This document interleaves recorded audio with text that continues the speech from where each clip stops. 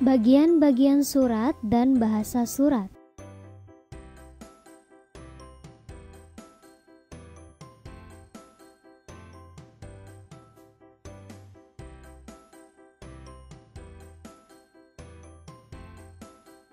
Bagian-bagian surat. 1.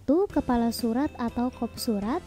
Kepala surat atau yang bisa juga disebut dengan kop surat merupakan bagian teratas dalam sebuah surat.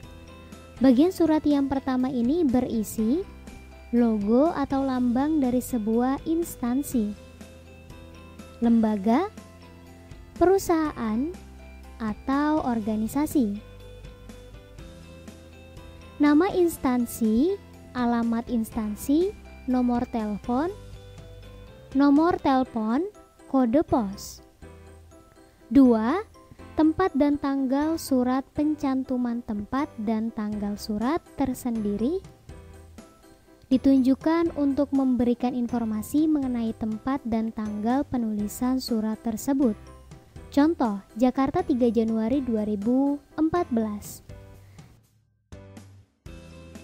3. Nomor surat.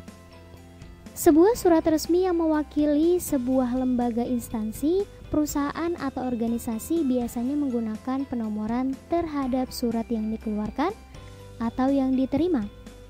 Nomor surat biasanya meliputi nomor urut penulisan surat, kode surat, tanggal, bulan, dan tahun penulisan surat. 4. Lampiran. Bagian lampiran merupakan bagian penjelas yang menginformasikan bahwa ada sejumlah berkas atau dokumen yang disertakan dalam surat tersebut. 5. Hal. Pada bagian surat kelima ini berisi hal atau perihal. Hal berfungsi memberikan petunjuk bagi pembaca mengenai pokok isi surat tersebut. 6. Alamat dalam. Terdapat 2 alamat yang dituliskan dalam surat, yaitu alamat luar yang ditulis di sampul surat dan alamat dalam yang ditulis dalam surat. Contoh, YTH Bapak Sugiono, Kepala Sekolah SMA Karangtengah 01, Jalan Mawar, Losari, Lor, Brebes 52255.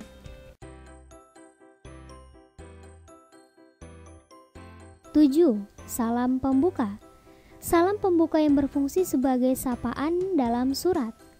Salam pembuka ditulis dengan huruf kapital di awal dan di akhir oleh tanda koma. Contoh, dengan hormat, salam pembuka, Assalamualaikum warahmatullahi wabarakatuh. Isi surat. Pembuka. Pembuka merupakan alinea pertama yang berfungsi sebagai pengantar atau pendahuluan terhadap informasi yang disampaikan di alinea isi.